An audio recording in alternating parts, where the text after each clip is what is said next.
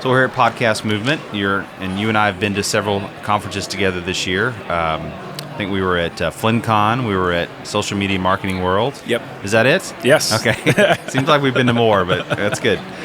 So why go to events? As a content creator, entrepreneur, why go to these events like this? I personally thoroughly enjoy meeting new people. Not because even though I am extroverted, it's not that I am extroverted that I meet new people. It's because of all the wisdom that I get from other people. And so I think the sessions are really good, but I have the virtual pass. So usually I get the virtual pass if I want to go back and watch them. For me, in networking with other people that know a lot more than I do, or even just doing business differently, I learn so much about how to do my business better, to serve my customers better. And so when I go to things like FinCon or Podcast Movement or other conferences, it's just trying to surround myself with people that are doing things differently and understanding how they do it and see if that can fit in my business. Yeah. So do you come sort of armed with particular questions you have to ask, or just sort of let it flow naturally, show interest in people and conversation spark, or how does that happen for you? I think for me, the best thing is to obviously know my business and then look to help first. So usually I'm asking as many questions as I can about the other person. And I guess maybe I've done it many times, and just my personality in general, I'm inquisitive, so I usually try to ask questions because I like to know more about somebody else rather than me talking. You get some people that all of a sudden just start talking about themselves. I'm not that type of person. I like to ask what other people are about. And so as I'm asking, just business questions come out. So I don't really prepare, which it probably would be a good idea, but I know what my business is doing. And so as I'm asking questions, I say, do you do a podcast, or do you have courses, or do you coach? Or I ask those big, broad questions. And usually people in this space, they're like, yes, this is what I do. Yep. And then that brings out more questions. And you can dial down into, Yeah. So you have your own podcast, right? Yes. And thus you're at a podcasting conference. So tell folks about your show. So I have Master Passive Income Podcast, and I started about a year and a half ago. And I use it as a tool for marketing. So I don't want to monetize it by getting ads or anything like that. Those would be great, but since I'm a coach and I have courses that I teach people how to invest in real estate rental properties, I use the same thing with like my books, anything I have for free, like the downloads that I have on the site. They're a way to get people into my funnel.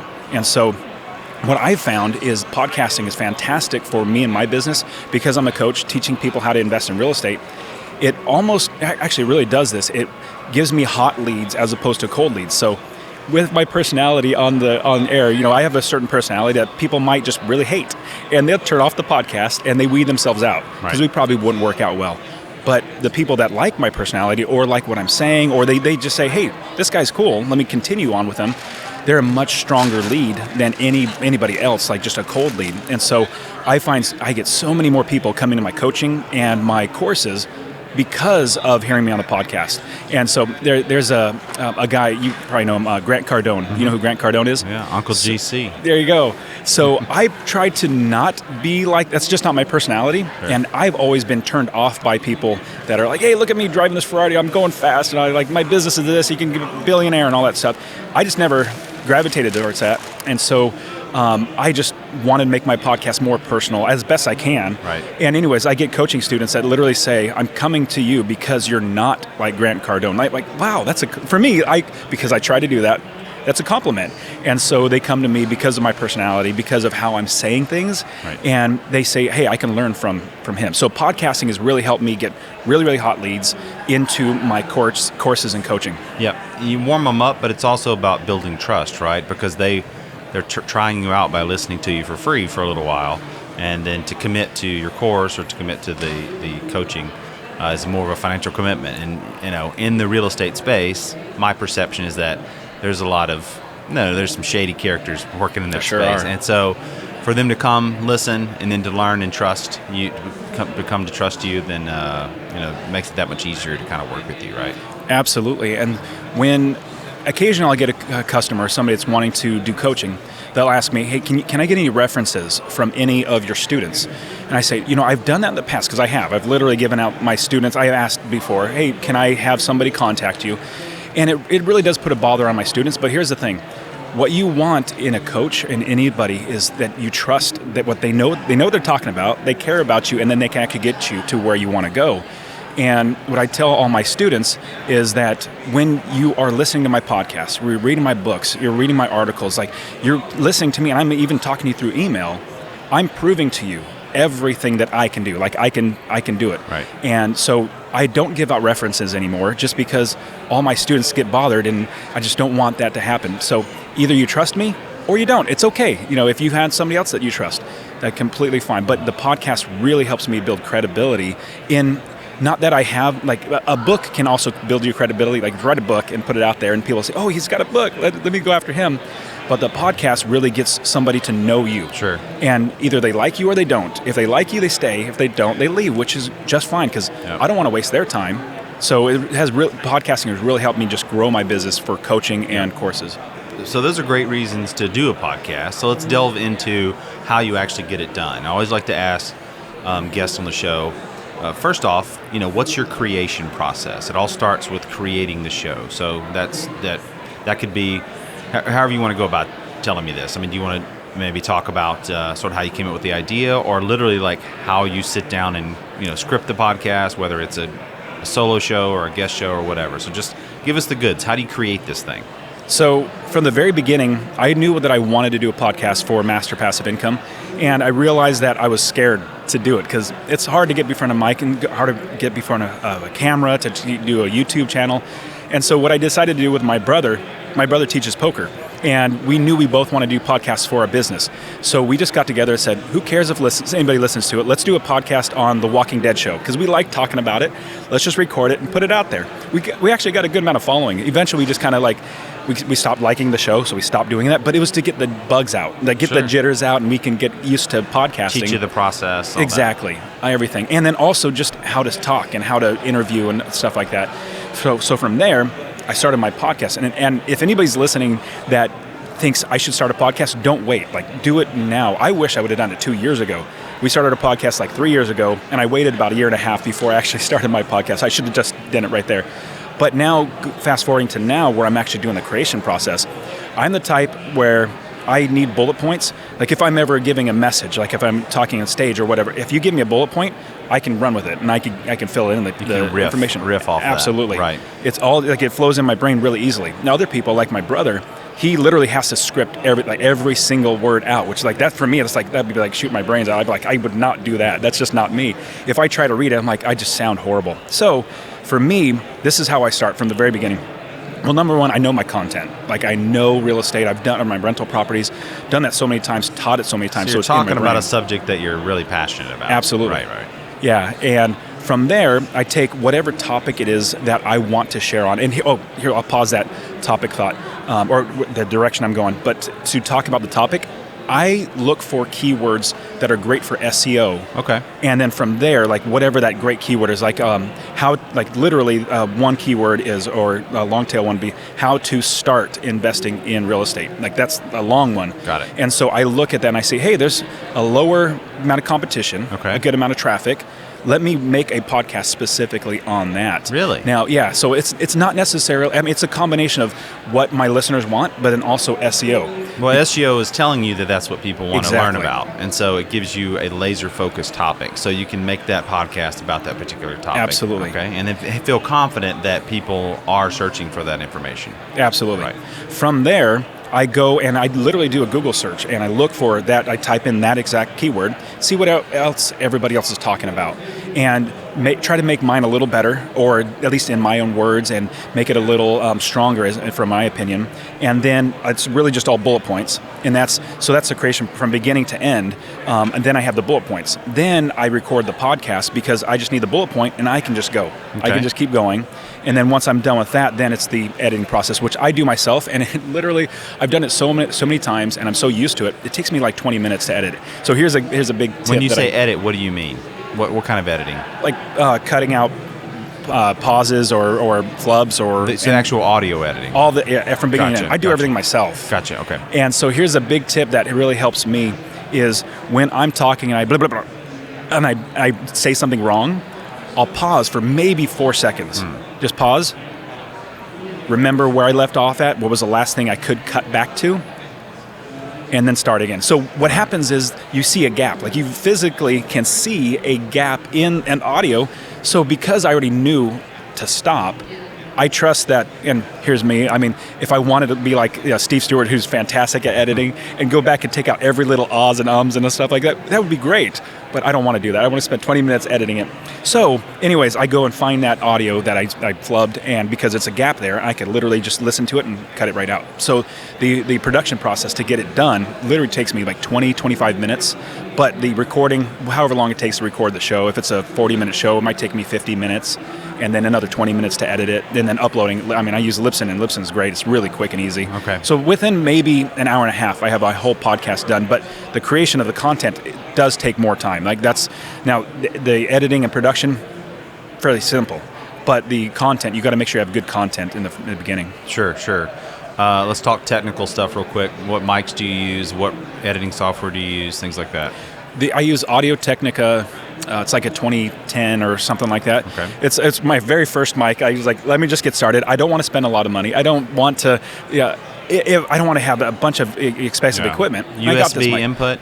Completely just a USB input. Okay. And it sounds decent. Now I need to make sure I don't have an echo chamber in my room, and so my desk is I bought it at Costco. It was a stand-up desk. Like you sit down, stand up. It's glass top, so it echoes like crazy. Yeah. So I literally have to put a towel down. Even if with the microphone hanging or someplace different, I literally have to do that because it'll reverb off. So I use that just right into my computer. Really, really simple. And the reason why I wanted to as simple as possible, because I travel a lot. Like this from podcast movement. I have my family here, my 4 kids and my wife. We're going to drive from Florida all the way up to Washington, D.C., where we're going to be with you at FinCon, and it's going to be a 4-week trip. And so every step of the way, I like to show that I live a life I just love traveling. I like showing that in my podcast and in my blogs and everything. And so what I do is I record as I go and say, hey, this is Dustin. I'm recording from Florida. And it's just another aspect of the show. So I make it so it's just my computer, USB cable, and the microphone. Now, what I do with editing, I use Audacity. It's super terrific. Free software. Yes, yes. Free software, and it's very robust. I mean, that's for what I can do. And I know I'm probably doing maybe 1% of the things that it can do, but it works great for me. Great. And the audio comes out, at least when I listen to it, it sounds like as best I can like other podcasts. When you were sort of putting the technical pieces together, what resource did you rely on to sort of get some of those ABCs down? That was like 4 years ago. I can't remember. Okay. Yeah, I can't really remember. You searched online, found the information out. I think it was just through other people that done podcasts and like Facebook groups or whatever. Okay, just ask what is, I didn't really ask. I just tried to read what are the better. And do you have an explainer mics on your website or a guide somehow where you talk about your podcast production? Have you done that yet? No, I haven't. Okay. Is that something I should do? Future content for you. Yeah.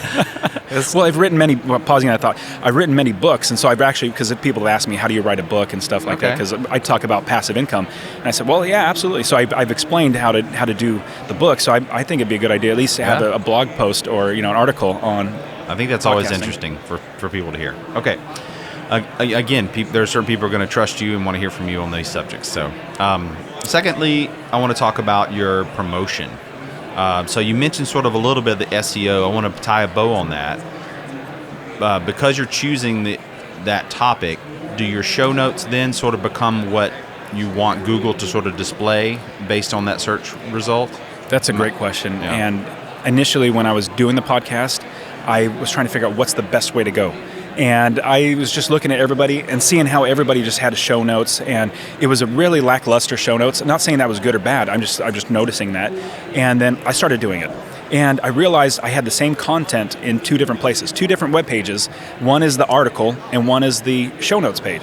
And I realized, why am I getting traffic to 2 different pages, which that's not as good as one page getting all the traffic. Yep. So now what I do is, this is my entire process of getting the article as well. So I don't write blog posts anymore or articles anymore because, not saying I don't like it, it's just, I'd rather talk it out and have somebody help me write it. So what I do is I do all the keywords, make my outline so I can talk it out, and then I do the podcast and I send it to my show notes writer. She's terrific. She takes everything that I say and puts it in a good blog post format, and writes everything down. I go back in and edit it and how I want it to say.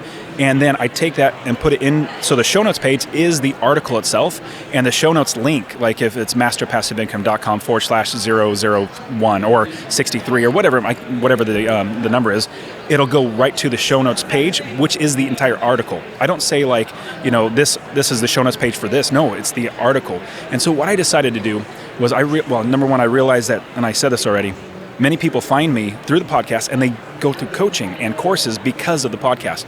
And I realized that that is a means to get people into the website, which that's when they get into the course and coaching. So the podcast isn't, for me, the end in itself. So the podcast is a supplement. It's another way somebody learns. So somebody might read and they learn well. Somebody might do a YouTube video and they learn well. Or somebody would have the podcast and learn well. So everything is on one page. At the beginning, or at the top of the page, I put the thumbnail picture. And it's a YouTube page. I love Libsyn. You could push a button and it says upload to YouTube. Now I know all the YouTubers are probably like, what are you doing? You're not supposed to just have a static image with audio. But it works for me. It's better than nothing. Like I literally would not do anything with YouTube just because of time and all that and desire, I guess. But so I have the YouTube page or YouTube video at the top. Then I have like the intro content. So instead of having just like a regular picture, it's literally the picture of YouTube and they can play it. Regular content that is like maybe one paragraph or two paragraphs, like introducing it. Then they can click play on the podcast if they want to listen to it, and then the entire content down there. And I found in doing that, my SEO does really, really well. Yep. People find me better through SEO than through necessarily the podcast. Singular focused topic, laid out keyword approach. It's got the interactivity of the audio and the video. Who do you share who writes that for you? Yes. Or how'd you find that person, more importantly? I found it through FinCon. Okay. Yeah, I found her through Erin. Oh, what is good? I can't believe I forgot Erin's name. I can look it up real quick. Okay. But and Erin's fantastic, and so she does other people's show notes as well, or writes for other people. But she does a fantastic job, and I absolutely love using her. And it's biggest. Erin Rodham, Rotman. Okay. And I found her through FinCon, and in just like randomly, or I put out there. I said, "Hey, does anybody do show notes in the Facebook group?" Yes. Okay. Yeah, and I got a number of people, and what I did was I not necessarily interviewed them, but I said, can you show here's one audio. Send me what you would do. Like basically, this is a test. It's a trial. I want to see with this one podcast what you can do. And she was one of the better ones, and price-wise was also for me. But I wanted to make sure quality and price were there, and she's great. And so I just send it to her, and within maybe a day or two, she turns around and gives me a good article. Cool. So folks can go look at those show notes and see them for themselves. Is there sort of a word count she's shooting for on those, or is she just writing the article that needs to be written? That's a great question. So we don't shoot. We don't shoot for a page count, our word count, but it does come down to filling out the entire show with content that fits. Okay. All right. And they end up being how long roughly? About 2,000, maybe 2,200. So decent. That's pretty solid. Yeah. Okay. Next phase is promotion, right? So you start producing this podcast, and it just kind of goes out into the void. You've got sort of the SEO approach, which I think is smart. You're actually answering people's questions and giving Google a chance to market the show for you, putting it into Libsyn, which Libsyn does a little bit of marketing, but doing the content reproduction on YouTube. Any other sort of things to promote the show, to get it out there to more folks? So I've thought about, and I've done a little bit of Facebook ads, and that did a little bit, but not very much. I think I spent, maybe $200 or $300 trying to just see if that would work. And I even had paid somebody that does Facebook ads to actually do it.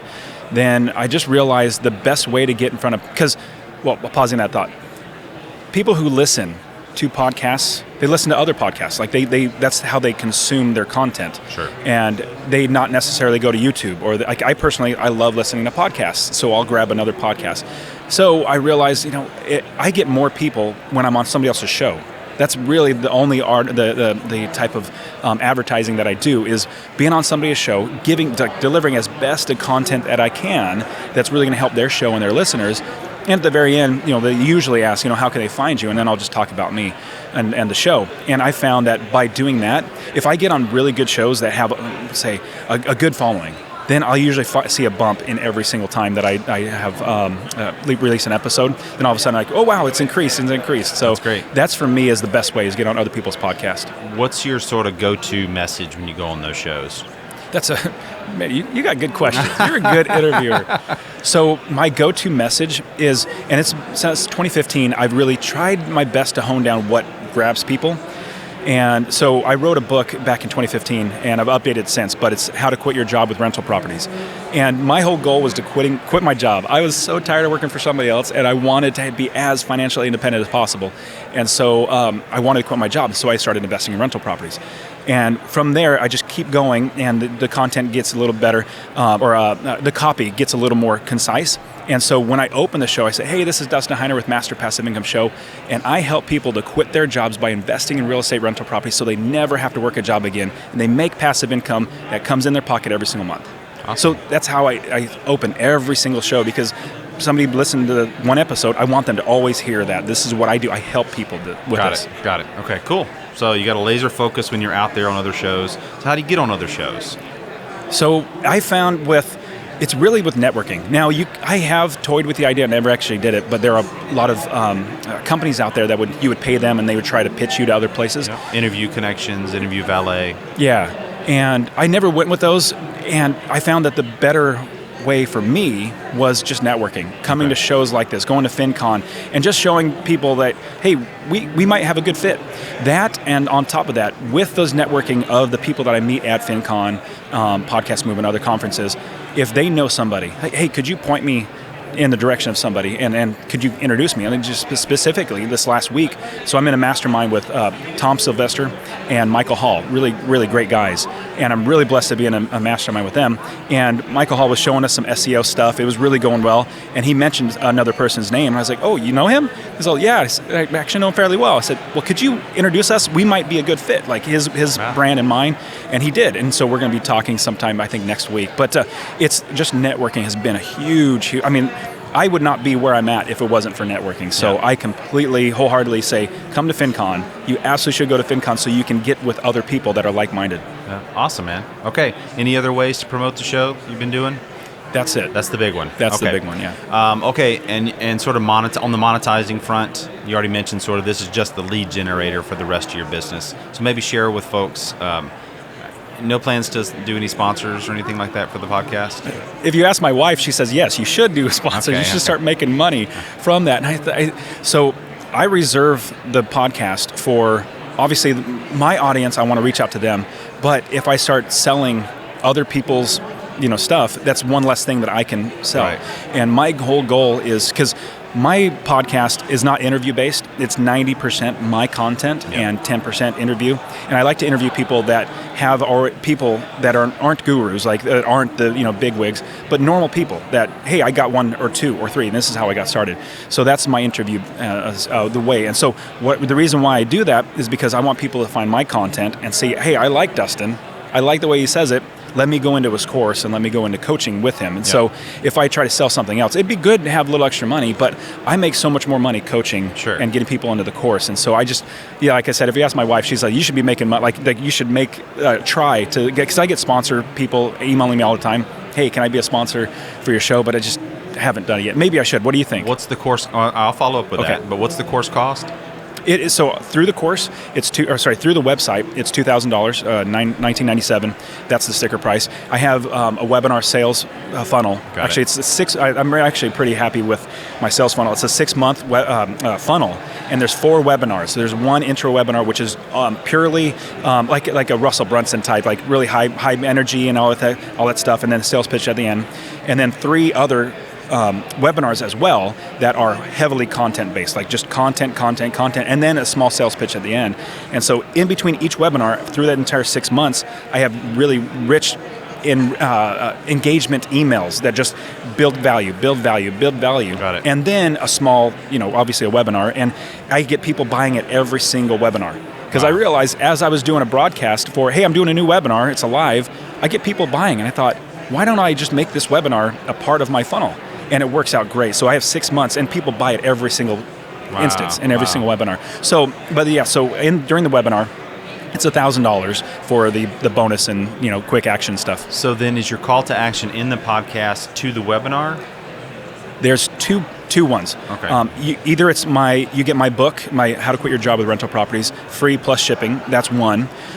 There's another one is I give you a free course, a free downloadable course. So it would be masterpassiveincome.com/free course. And then they could download that, and everything else I have for free download, they can download that.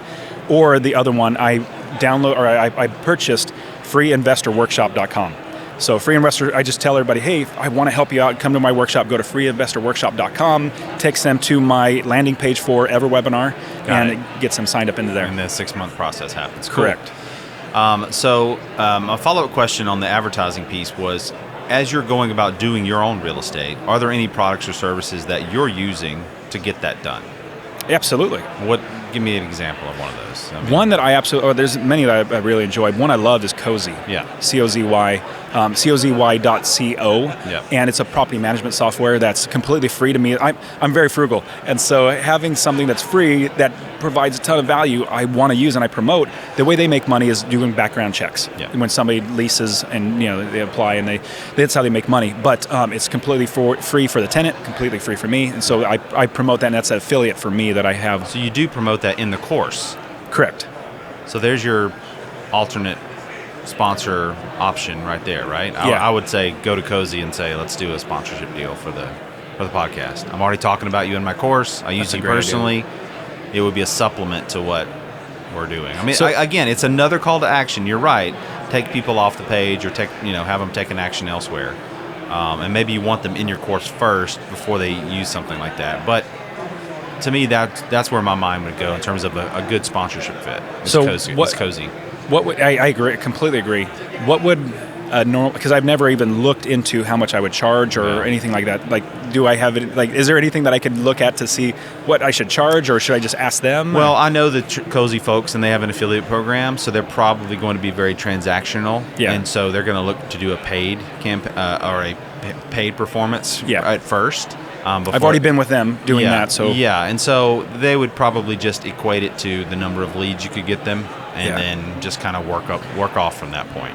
So there is a company like Zillow. Zillow's reached out to me, not to be a sponsor, but to talk to me about the blog and be a part of that as well. Okay. If I were to come back to them, because I still have their email, I probably could just email them. Yeah. What would you suggest? Like, how would I, if they say, what's your rate? Because I get that, what's your rate sheet? I'm like, I don't have one. I don't say that, but I just don't. Yeah, that's a question for Joe, who's the co-host of this show. So he'll be the one to answer that. And maybe he'll answer that in the post show notes for you. Awesome. So yeah, I met Joe. So another great thing about the conferences is meeting awesome people. I met Joe last night. That's the first time I met him. We went to the FinCon meetup here in Florida, and so super fun guy. Told at least a 15-minute joke that had the horrible, worst punchline at the. You were there. You were literally there. I was like, what in the world, Joe? You just took up 15 minutes of my life. Can I have it back now? right. But it was funny because it was that bad.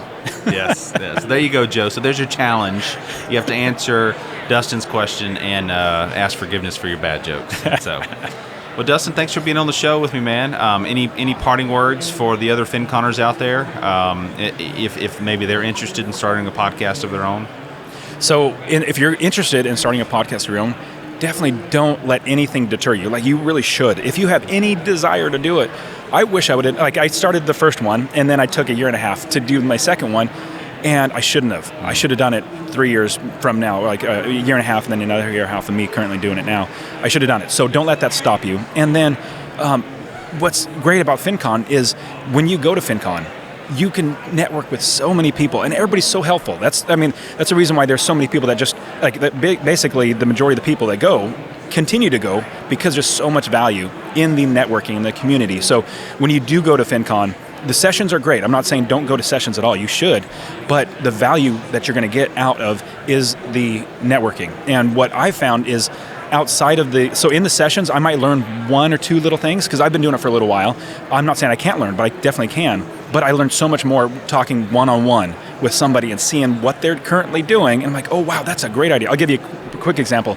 So we were at FinCon, Pat Flynn's conference. My brother was with me. He's never been to a conference before. I said, I go to FinCon, you should come to that, but let's go to FinCon because he likes Pat Flynn. Anyways, he came to the conference. not knowing anything, and he's introverted, so I had to get him out of his shell. Said, let's go talk to people. The first night he went to bed like at 7. He's like, I got to go. And so, anyways, I got him out, and he forced himself to be more talkative. So, fast forward to what happened. It was a huge win. He has his podcast, and he was basically making money through Patreon, making $400 a month. And Patreon is, if you don't know what that is, it's a volunteer. Like, I like this guy, let me give him money, and he'll give me a couple perks, like an extra podcast or whatever. And so he's making $400. He's been doing it for like 2-3 years. And I told him a long time ago, I'm going to try to take credit for it. You need to do a membership instead. Like, you can make a lot more money. Fast forward to FinCon. Goes to FinCon. We're talking after FinCon, after the evening, and we're talking with other FinCon people and just hanging out together. And what's great was he finds out that other people are doing memberships, and he's like, I should do that. Now, the next day, I work with him, and we create a membership site for him. Wow. And he starts, like the following Monday, he does a 4-day cash machine, like a big email sequence to his membership. He goes from 0 to 100 members in that 4 days, making $2,000 on a membership. Yeah, so he's already making $2,000 on the membership, and he's going to keep growing and growing and growing. So that's what the power of networking has, because you start seeing what other people are doing, what's successful than them, and you're like, man, I could do that too. That's great. That's awesome, man. Well, Dustin, pleasure having you on here, man, learning your story, learning your passion for what you're doing. Thanks for sharing it all, and we'll see you at FinCon, man. Awesome. Thanks, PT. All right.